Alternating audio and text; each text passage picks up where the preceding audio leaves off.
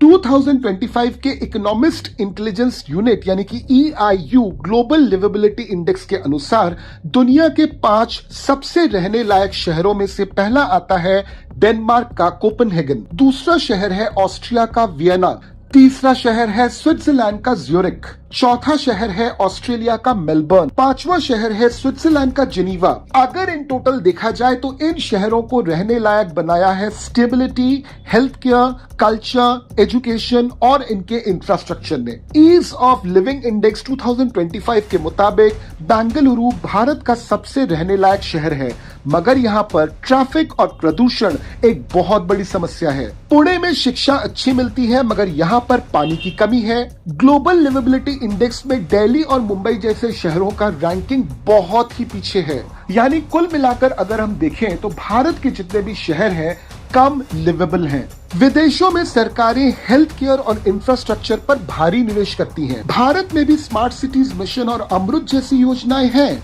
लेकिन भ्रष्टाचार और स्लो प्रोग्रेस इन योजनाओं को इम्प्लीमेंट करने में बड़ी रुकावटें हैं। एक तो भारत की जनसंख्या बहुत ही ज्यादा है, उसके ऊपर हमारे यहाँ पे जितने भी शहर हैं काफी पुराने हैं, जिस वजह से जब ये शहर बने थे उनकी प्लानिंग ठीक नहीं थी और गलत प्लानिंग पर बने शहरों में अगर आज आप इम्प्रूवमेंट करना चाहते हो तो ऑप्शंस कम हो जाते हैं। और इसके साथ एक बहुत बड़ी प्रॉब्लम है भारतीय मानसिकता, जो तुरंत लाभ की चाहत रखती है। हम तेजी से बिल्डिंग्स तो बना लेते हैं मगर सस्टेनेबिलिटी पर ध्यान नहीं देते। ट्रैफिक और प्रदूषण को हमने जिंदगी का हिस्सा मान लिया है, जबकि विदेशों में लोग बेहतर की उम्मीद करते हैं। हम भारतीयों का एक बेसिक नेचर है कि हम हर चीज में एडजस्ट करते हैं और इसी वजह से जब सरकारों के द्वारा तरह तरह के प्रोजेक्ट्स बनाए जाते हैं और उनका इंप्लीमेंटेशन प्रॉपर्ली नहीं हो पाता, हम मान लेते हैं कि इतना एडजस्टमेंट तो हमें करना ही पड़ेगा। हद से ज्यादा एडजस्टमेंट की पॉलिसी ने आज भारत में भ्रष्टाचार को बहुत ज्यादा बढ़ा दिया है, जो खुद भी एक बहुत बड़ा कारण है क्यों हमारे शहर रहने योग्य नहीं है। जबकि ऐसा नहीं होना चाहिए था, क्योंकि भारत आज विश्व की चौथी सबसे बड़ी अर्थव्यवस्था है। हमारा ध्यान चकाचौंध पर ज्यादा है। हमारे लिए एक अच्छे शहर का मतलब है ऊंची ऊंची बिल्डिंग्स, बहुत सारी गाड़ियां, बहुत सारे शॉपिंग मॉल्स, नौकरी के बहुत सारे साधन। जबकि अच्छा शहर तो वह होना चाहिए जहां पे बिल्डिंग्स तो हो मगर सभी के सभी टिकाऊ हो और साथ में उनका कंस्ट्रक्शन भी ऐसा हो कि एनवायरनमेंट पर ज्यादा आंच ना आए। अच्छा शहर वह है जहां पे गाड़ियां तो हो मगर ऐसे बंदोबस्त हो कि पोल्यूशन कंट्रोल में रहे।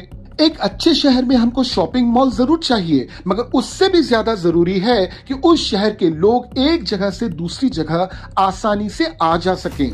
एक अच्छे शहर में आपको चाहिए सिक्योरिटी। एक अच्छे शहर में रोजगार के अवसर होना बहुत जरूरी है, मगर साथ में यह भी याद रखना चाहिए कि जो इंसान सुबह घर से निकलता हो और शाम को घर वापस आए, उसे noise pollution, air pollution, water pollution और लाइट पॉल्यूशन का मिनिमम एक्सपोजर मिले, ताकि वह इंसान पूरी तरह से मानसिक और शारीरिक रूप से स्वस्थ रह सके। तो हमें किसी विदेशी शहर को कॉपी नहीं करना है, सिर्फ अपनी सोच बदलनी है, सोच को प्रॉपर्ली इंप्लीमेंट करनी है।